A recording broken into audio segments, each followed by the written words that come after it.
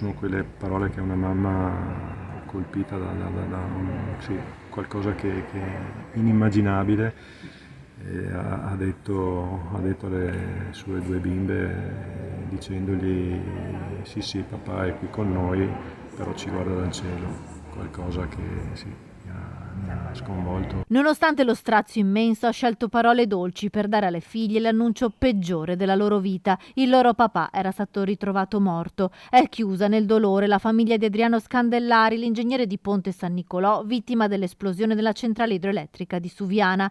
A riportare il dolore composto e dignitoso di questa famiglia è il sindaco Martino Schiavon, che era presente al momento dell'identificazione del corpo del 57enne padovano. Sono parole che ho sentito ieri e me le sono così fissate in mente, e sentirla dire sì, lunedì mattina mi dice ti saluto poco perché tanto domani sera arrivo, e purtroppo domani sera non è arrivata, e quindi pensare che magari sì, non gli ha dato quel bacio in più che di solito dai è qualcosa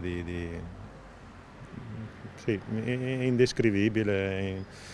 Dico sempre, ho detto, insomma, è qualcosa di disumano, anche se è una parola grande. Il corpo di Adriano Scandellari è stato ritrovato in un tunnel tra il nono e l'8° piano. Forse stava cercando di scappare dopo l'esplosione, ma è stato schiacciato dal cedimento del solaio ed è stato spinto al piano di sotto. Dei 4 operai dispersi trovati morti, 2 infatti sono stati proiettati verso il basso, gli altri invece erano già al 9° piano nelle loro postazioni di lavoro. Sono questi i primi dati emersi dopo i ritrovamenti dei vigili del fuoco. All'origine dell'ennesima strage sul lavoro ci potrebbe essere un problema all'alternatore che potrebbe essersi sbilanciato rompendo i cuscinetti, l'unico punto di tutta la centrale in cui c'è l'olio. L'ipotesi è stata avanzata da Giovanni Tofolo, che fino a 2 anni fa era commissioning manager del team Enel Green Power. Ma a Ponte San Nicolò è il giorno del dolore. La salma di Adriano Scandellari è all'obitorio di Bologna. La procura, dopo le prime ispezioni sui corpi, ha deciso di non disporre l'autopsia. Il sindaco sta pensando al lutto cittadino per il giorno dei funerali.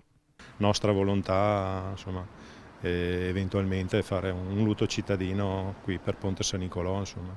Non sappiamo ancora quando saranno, non sappiamo come saranno, perché non so se ci consentiranno di farlo singolarmente oppure tutti assieme.